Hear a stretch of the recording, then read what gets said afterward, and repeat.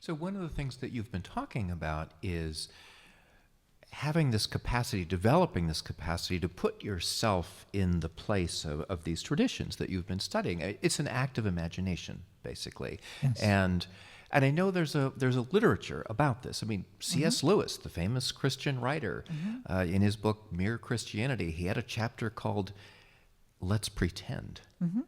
What did he mean? What does it mean to pretend to kind of make it real, I guess?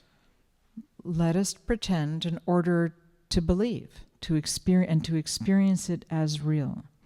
So again, you have this problem of the everyday world, which is not always just, not always kind, not always well ordered. And Lewis, everybody has their own understanding of theology. Everybody has their own understanding of what God means.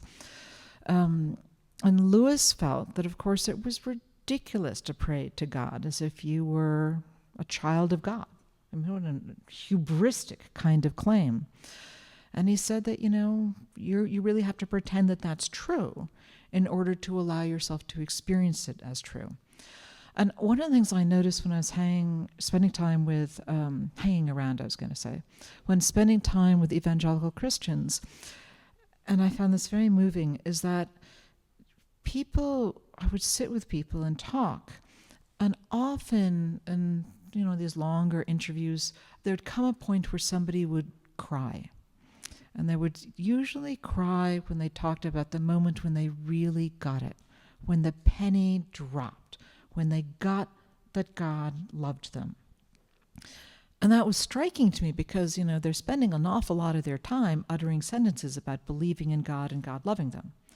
And so what they seemed to be saying, it was that there are these, most people, even, now we're getting back to belief. So belief is this commitment.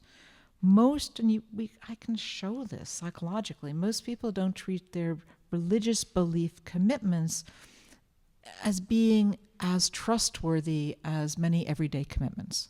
So you have a commitment, for example, that there's, this floor is going to be stable throughout the course of this talk. A hole will not suddenly open in the middle of the floor. That's a belief. That's a kind of dull belief that's so basic that you don't even realize it. Most people, when they talk about God, they tell you that God can do anything, but they don't ask God to write their term paper or to feed their dog.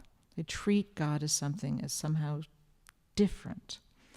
And in treating God as different, many people of faith, they want somehow to, they say that God can do everything, but they don't really behave as if God can do everything, and they want to believe more. It's one of the most robust things that people of faith say, that they wish they could believe it were true, even if they're telling you that it's true. And so there's sort of, there are these moments when that kind of true but not quite true commitment feels as if it is as real as tables and chairs, as real as their knowledge that the floor is not going to open and they fall through. And that is so rare that it makes people cry. And it's amazing to them. And often afterwards, they say, well, it goes. You get it. And then it goes. And then they try to get it back.